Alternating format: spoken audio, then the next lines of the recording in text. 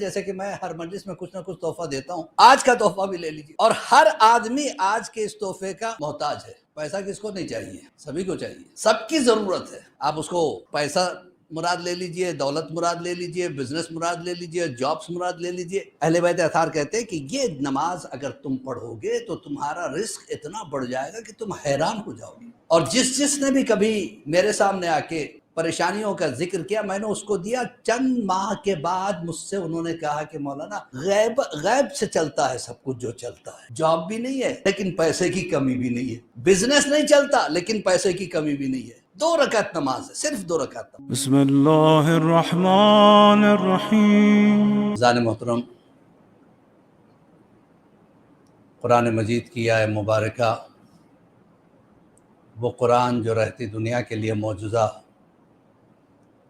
کائنات میں مختلف کتابیں لکھی گئی بھی ہیں، آئی بھی ہیں، لیکن کوئی کتاب قرآن کا مقابلہ نہیں کر سکتی۔ قرآن میں اگر زیر ہے تو زیر معجزہ ہے، قرآن میں اگر زبر ہے تو زبر معجزہ ہے، قرآن میں اگر سجدہ ہے تو سجدہ معجزہ ہے، قیام ہے تو قیام معجزہ ہے، ہر سورہ معجزہ ہے۔ بلکہ یہ اگر کہوں تو غلط نہیں ہوگا کہ قرآن ایسا معجزات کا خزانہ ہے جو معجزے سے شروع ہوتا ہے اور معجزے پہ تمام ہوتا ہے۔ یہ قرآن ایسے ہی نہیں آ گیا، کبھی بیٹھ کے آرام سے قرآن کے اوپر ریسرچ کیجیے۔ واحد کتاب ہے جس کا دعویٰ ہے کہ مجھ میں ہر چیز موجود ہے۔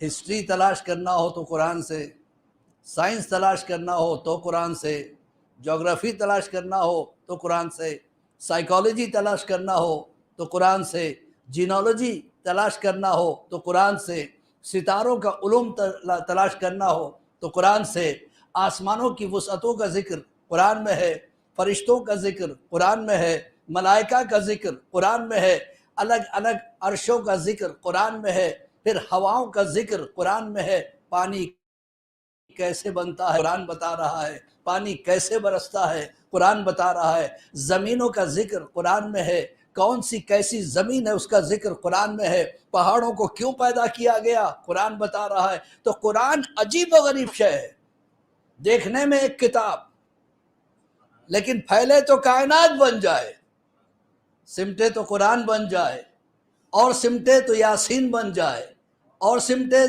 تو سورہ حمد بن جائے۔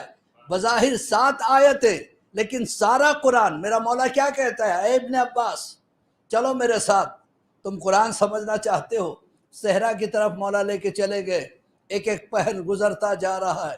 اب کہا ابن عباس اب صبح ہونے والی ہے، بس یوں سمجھ لینا کہ میں نے جو کچھ ذکر تمہارے سامنے کیا، علی جیسا بولنے والا موجود ہو، ابن عباس جیسا سننے والا موجود ہو۔ پھر علی یہ کہتے ہیں میں نے بس یہ سمجھ لینا کہ مختصر بتا رہا ہوں۔ کہا کہ مولا اتنی دیر میں کتنا قرآن ختم ہو گیا؟ کہا کہ ابھی قرآن شروع کہاں ہوا ہے، ابھی تو میں بسم اللہ کی تفسیر میں ہوں۔ بس یہ سمجھنا کہ جو کچھ کائنات میں ہے وہ قرآن میں ہے، جو کچھ قرآن میں ہے وہ بائے بسم اللہ میں ہے، جو کچھ بائے بسم اللہ میں ہے وہ نقطہ بائے بسم اللہ میں ہے۔ انا نقطۃ تحت الباء، مولا کہتے ہیں میں نقطہ ہوں، بے کے نیچے کا نقطہ ہوں۔ تو ابن عباس کوئی معمولی شخصیت نہیں تھے، علی کے شاگردوں میں سے تھے۔ مولا کی شاگردی کے لیے بھی تو کچھ کوالٹی چاہیے۔ تو عزیزان محترم، کبھی بیٹھ کے قرآن پہ ریسرچ کریں، کیسا کوئیگزسٹنس ہے۔ ہمارے امام کتنے ہیں؟ 12۔ قرآن میں دیکھیے امامت کا تذکرہ 12 جگہ ہی ہوا ہے۔ عدالت 14 معصومین میں، اور عدالت کا ذکر 14 جگہ ہی آیا ہے۔ امن 5 جگہ آیا ہے۔ حتیٰ کہ یوم، الیوم کی آیت تو یاد ہوگی نا، آئے غدیر، الیوم اکملت لکم دینکم واتممت علیکم نعمتی ورضیت لکم اسلام دینا۔ تو یوم بھی کتنے دن ہوتے ہیں سال کے؟ 360۔ 360 جگہ ہی آیا ہے، یعنی الیوم کو مخصوص کیا گیا علی کے ساتھ، گویا پروردگار یہ کہنا چاہتا ہے کہ علی کا ذکر 360 دنوں ہونا چاہیے، ایک دن 2 دن نہیں۔ ایک صلوات پڑھے پر محمد و آل محمد۔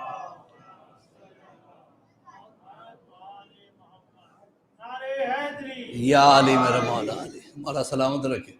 عزیزان محترم یاد رکھیے گا، معرفت اہل بیت ہونا ضروری ہے، معرفت اہل بیت۔ اور جس کو تھی وہ سلمان بن گیا، جس کو تھی ابو ذر بن گیا، جس کو تھی مقداد بن گیا، جس کو تھی قمبر بن گیا، جس کو تھی فضہ بن گئی۔ ان کے ساتھ ساتھ ان کا ذکر بھی ہوتا ہے۔ کیا معصومین کا کرم ہے، جو ان کا ذکر کرتا ہے اللہ اس کا ذکر کرواتا ہے۔ جناب سلمان فارسی صبح کی نماز کے بعد اعلان کرتے تھے، اپنے اپنے نوزاد بچوں کو لے آؤ علی کے سامنے، علی کو دکھانا۔ اگر آپ کا بچہ علی کو دیکھ کے مسکرا دے تو سمجھ لینا کہ حلالی ہے۔ کیا طریقہ تھا پہچانوانے کا۔ جناب سلمان فارسی روز جناب سیدہ کے دروازے پہ جا کے جھاڑو دیتے تھے۔ یہ جھاڑو دینے کا اتنا بڑا کرم ہو گیا سیدہ کے دروازے پہ کہ سلمان و منا اہل بیت بن گئے۔ جناب فضہ جھاڑو دیتے دیتے اتنی بڑی عالمہ ہو گئی کہ 40 سال تک سوائے قرآن کے کچھ نہیں بولا۔ کوئی سوال کیا جاتا تو جواب میں قرآن کی آیت پڑھ دیتی۔ یہ کہنے دیجئے کہ جن کے دروازے پہ جھاڑو دینے والوں کا یہ مرتبہ ہے تو اس دروازے کی آل کا کیا مرتبہ ہوگا۔ ایک صلوات پڑھے محمد و آل محمد۔ عزیزان محترم، کل میں نے ایک جملہ کہا تھا، یہ مجالس ایک بلیسنگ ہے ہمارے لیے۔ ہر ایک کو یہ نعمت نہیں دی اللہ نے، یہ بھی نسل دیکھ کے دی جاتی ہے۔ جن کی نسلیں پاک ہوتی ہیں انہیں اللہ موقع دیتا ہے کہ وہ اہل بیت کا ذکر کریں۔ جیسے کہ میں ہر مجلس میں کچھ نہ کچھ تحفہ دیتا ہوں، آج کا تحفہ بھی لے لیجئے۔ اور ہر آدمی آج کے اس تحفے کا محتاج ہے۔ پیسہ کس کو نہیں چاہیے؟ سبھی کو چاہیے، سب کی ضرورت ہے۔ پیسے کو ضرورت ہی تک رہنے دیجئے، ضرورت جب حکومت کرنے لگتی ہے تو غلط ہو جاتا ہے۔ پیسے کی جو جگہ ہے وہ جیب ہے۔ بہت بڑی بات عرض کرنے لگا ہوں۔ پیسے کا جو مقام ہے وہ جیب ہے، محبت اہل بیت کا مقام دل ہے۔ اگر محبت یا یہ کہہ دوں ولایت اگر دل سے پھسل کے جیب میں آ جائے تو بک جاتا ہے عالم۔ لہذا جس کو جہاں رہنا وہیں رکھیے، دل میں اہل بیت رہے، جیب میں دنیا رہے۔ اگر دنیا دل میں آ گئی اور جیب میں نعوذ باللہ اہل بیت چلے گئے تو پھر ہماری زندگی کا مقصد ختم ہو جائے گا۔ اور شیطان کی یہی کوشش ہوتی ہے، بالخصوص یوتھ پر حملہ کرتا ہے، طرح طرح کے سوالات دماغ میں پیدا کراتا ہے۔ سوال ہونا اچھی چیز ہے، لیکن سوال اس لیے ہونا چاہیے کہ جواب سے سیکھنے کو ملے۔ کچھ لوگ امتحان لینے کے لیے سوال کرتے ہیں، ایسے سوال کرو، ایسے سوال کرو، ایسے سوال۔ بہت مشہور واقعہ ہے، ایک عالم دین تھے، ان کے پاس ایک سٹوڈنٹ تھا، ایک کیا کافی سٹوڈنٹ تھے، جس میں سے ایک سٹوڈنٹ بالکل بیچارہ عالم ادھر پڑھاتے اس کا دماغ کہیں اور ہوتا۔ میرے سامنے سر بیٹھے ہوئے، یہ بھی پڑھاتے رہتے۔ ایسے سٹوڈنٹ بھی مل جاتے ہیں کبھی کہ آدمی جو ہے نا پڑھاتا ہے وہ اسے بیچارے کو سمجھ میں نہیں آتا، تو روز وہ شرمندہ ہوتا، روز ڈانٹ سنتا، استاد روز ڈانٹتے، کیسے لڑکے ہو یار، کچھ سمجھ میں نہیں آتا، کیا ہے تمہارے دماغ میں کیا ہے۔ ایک دن وہ بیٹھا رو رہا تھا، تو اس کے دوست نے کہا کیا بات ہے؟ کہ کیا بتاؤں، میں یہ سوچ کے نہیں آتا کہ مجھے وقت برباد کرنا ہے، میں سیکھنے ہی آتا ہوں لیکن میرا دماغ کم وقت ادھر ادھر چلا جاتا ہے۔ دماغ ایسی چیز ہے جو نماز میں ہی سیدھا نہیں رہتا ہے۔ کتنے خیالات جو عام طور پہ ٹی وی دیکھنے میں نہیں آتے، نماز میں آ جاتے ہیں۔ اب بھول گیا کہ پہلی رکعت ہے یا دوسری رکعت ہے۔ رضان محترم، اس نے کہا میری اس میں کوئی غلطی نہیں ہے، روز مجھے ٹیچر ڈانٹتے ہیں۔ دوسرے نے کہا تجھے عقل ہے یا نہیں ہے؟ تو کہاں بیٹھا ہے؟ تو نجف میں ہے؟ جا مولا کے پاس جا کے شکایت کر، مانگ مولا سے۔ کیا مانگتا ہے؟ علم چاہیے نا، جا مولا سے مانگ۔ بات سمجھ میں آئی؟ زری کو پکڑ کے رونے لگا، رو کے جیسے ایک ننھا سا بچہ ضد کرتا ہے تو مولا مجھے علم چاہیے۔ روتے روتے غش کھا گیا، ایک عجیب سی کیفیت۔ تو خواب میں دیکھا کہ مولا کائنات اپنے مزار سے اٹھے، قریب میں آئے، کندھے پہ ہاتھ رکھا۔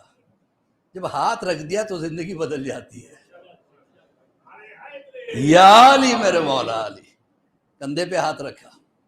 کیا بات ہے؟ مولا علم چاہیے، بس اتنی سی بات، جا، میں نے تجھے علم دیا، بسم اللہ الرحمن الرحیم پڑھ کے کان میں پھونک دیا، جا۔ اب یہ اٹھ کے قرآن اٹھاتا ہے تو پورا قرآن کا علم اسے دماغ میں محسوس ہو رہا ہے۔ جو پیج کھولتا ہے وہ پہلے سے اسے یاد ہے۔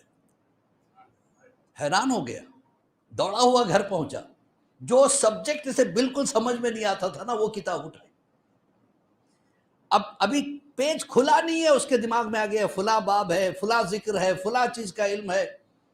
جہاں سے کتاب کھولے پہلے سے جانتا ہے۔ کبھی کبھی اللہ دے کے بھی دیکھتا ہے، لے کے بھی دیکھتا ہے۔ اب جیسے اتنا علم آ گیا، اب فخر آ گیا۔ دو چیزیں دیکھیے، انسان کو جب مل جاتی ہے تو وہی انسان پہچاننے میں آتا ہے، ایک علم، ایک دولت۔ علم کے بعد صبر کا ہونا ضروری ہے، دولت کے بعد بھی صبر کا ہونا ضروری ہے۔ دولت کمانا برا نہیں ہے، بے شک بہت اچھی بات ہے، لیکن اس کا صحیح استعمال ضروری ہے، ورنہ جتنی دولت اتنی ذمہ داری، اتنی پوچھ بھی ہے۔ تو اب کیا ہوا، اس نے کہا چلو میں اب کلاس میں جاتا ہوں۔ اب کلاس میں، اب جب آدمی کو کانفیڈنس آ جاتا ہے مجھے تو سب کچھ پتا ہے، تو پھر اس کا اٹھنا بیٹھنا بھی بدل جاتا ہے۔ کلاس میں گیا، ابھی استاد نے منہ کھولا تھا، اس نے استاد کے ذہن کو پڑھنا شروع کر دیا کہ آج تو سر یہ پڑھانا چاہتے ہیں، سر یہ پڑھانا چاہتے ہیں۔ اور ابھی استاد بولتے ان سے پہلے بولنے لگتا تھا۔ استاد نے کہا کیا بات ہے؟ اب اس نے سوال کرنے شروع کی، طرح طرح کے سوال۔ وہ بیچارے جواب دیتے دیتے تھک گئے۔ ایک دن ہو گیا، 2 دن ہو گیا، 3 دن ہو گیا، چوتھے دن استاد ہی ہوتا ہے۔ ایک مرتبہ سب سے کہا کہ تم جاؤ بیٹا، تم ذرا بیٹھو، تم سے بات کرنا ہے۔ بیٹھ گیا بڑے شان کے ساتھ۔ اچھا، دوست جو ہے نا وہ بھی اور چڑھا دیتے، غبارہ بنا دیتے آدمی۔ ارے تو نے تو آج استاد کو چکرا دیا۔ استاد پریشان ہوگی، کیسے کیسے سوالات تو نے کر دی۔ اب یہ اور خوش کہ ارے مجھے تو اب استاد سے زیادہ علم آ گیا ہے۔ کہا بے شک ہم دیکھ رہے ہیں تیرے میں بہت زبردست چینج آ گیا۔ استاد نے سب چلے گئے، اس کو بلایا، بیٹا ادھر آ میرے پاس۔ گیا، جی استاد۔ کہ جس نے تیرے کان میں بسم اللہ پڑھ کے پھونکا نا، اس نے میرے کان میں پورا سورہ حمد پڑھا ہے۔ صلوات پڑھے پر محمد و آلہ محمد۔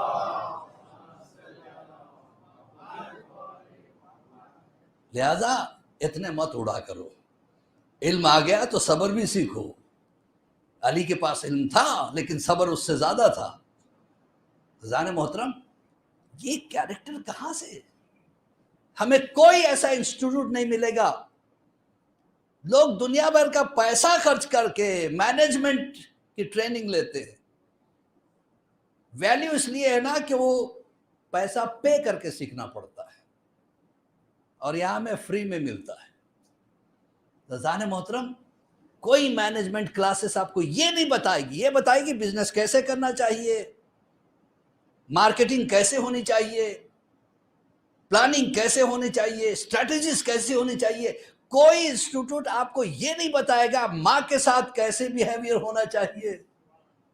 باپ کے ساتھ سلوک کیسے ہونا چاہیے، اولاد کے ساتھ سلوک کیسے ہونا چاہیے، دیندار کیسے بننا چاہیے، ایک ہی انسٹیٹیوٹ ہے جسے مجلس حسین کہتے ہیں۔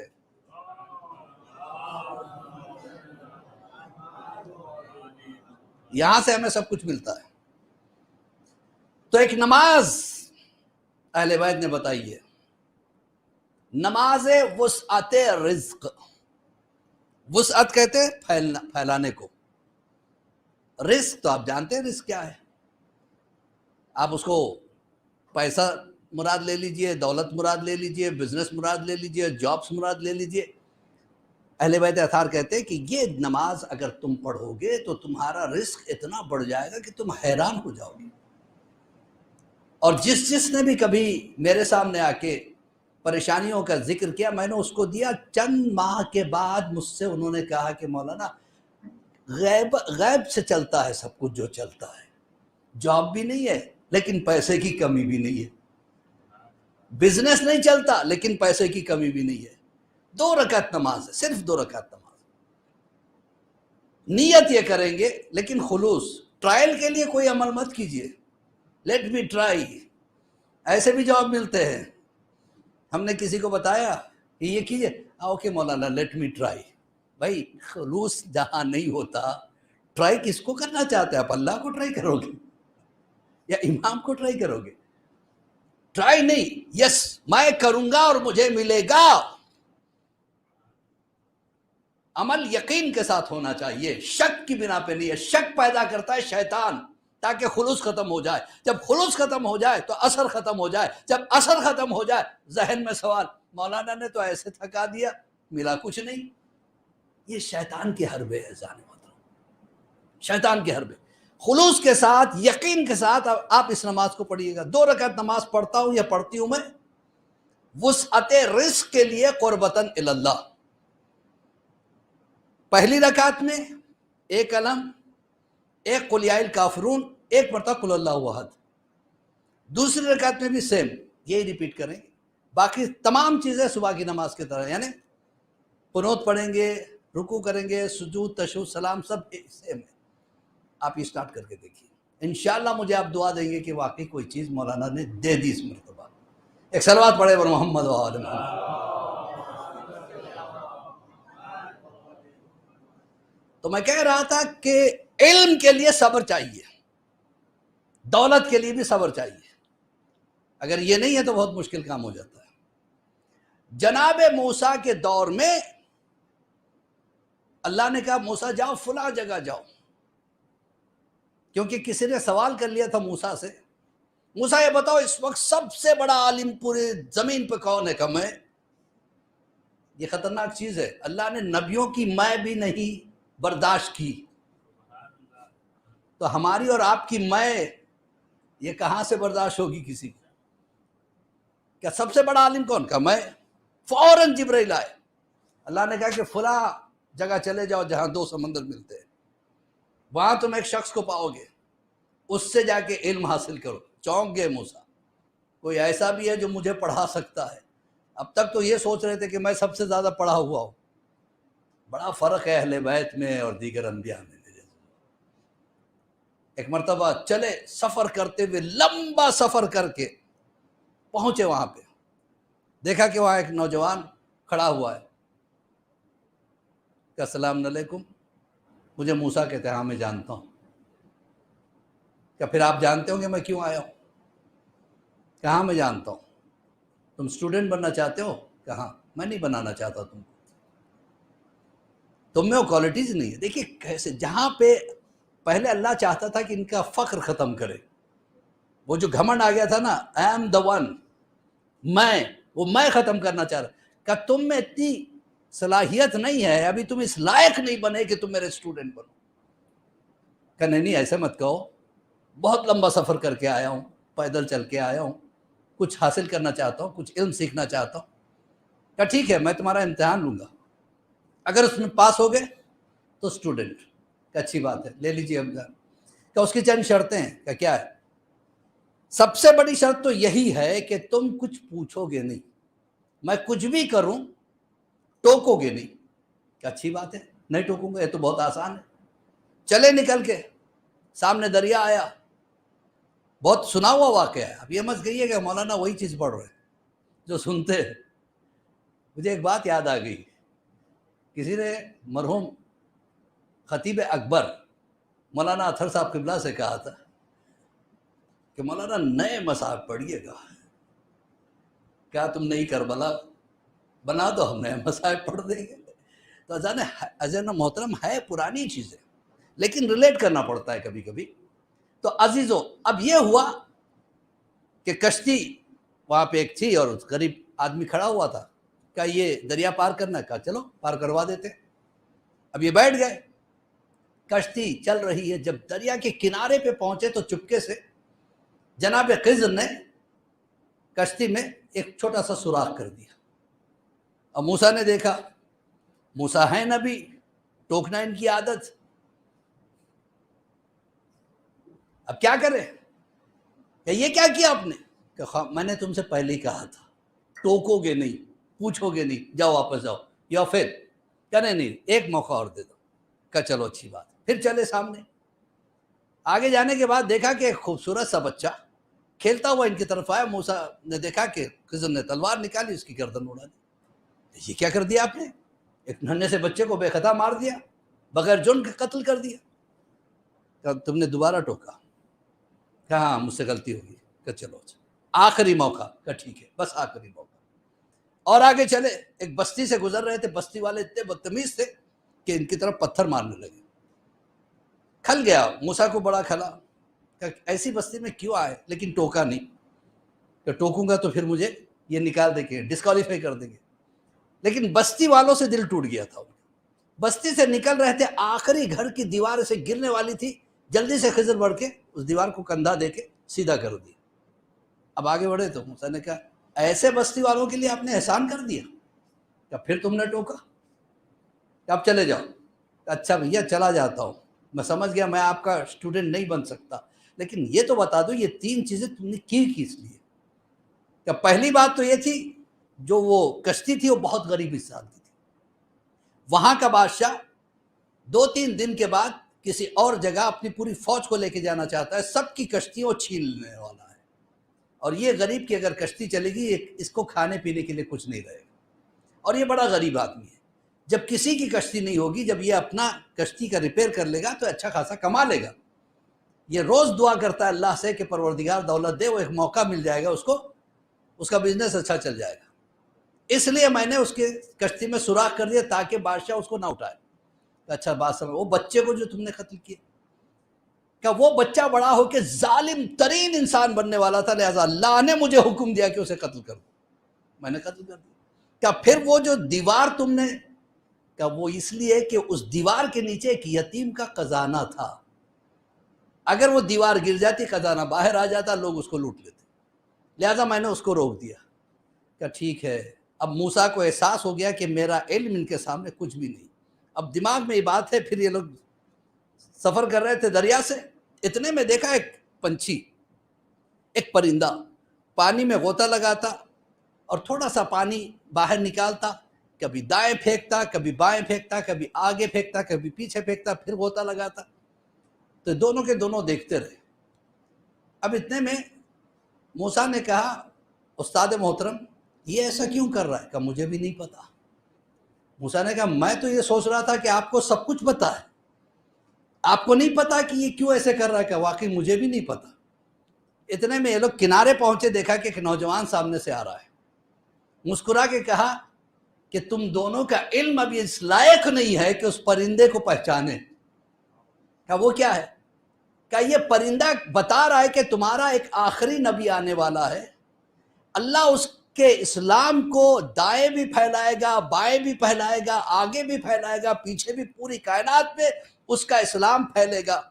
اور یہ جو بار بار ایک قطرہ نکال کے چھوڑ رہا تھا، گرا رہا تھا، وہ بتا رہا تھا کہ اس کے علم کے سامنے تم دونوں کا علم ایک قطرے کے برابر ہے اور اس کا دریا کے برابر ہے۔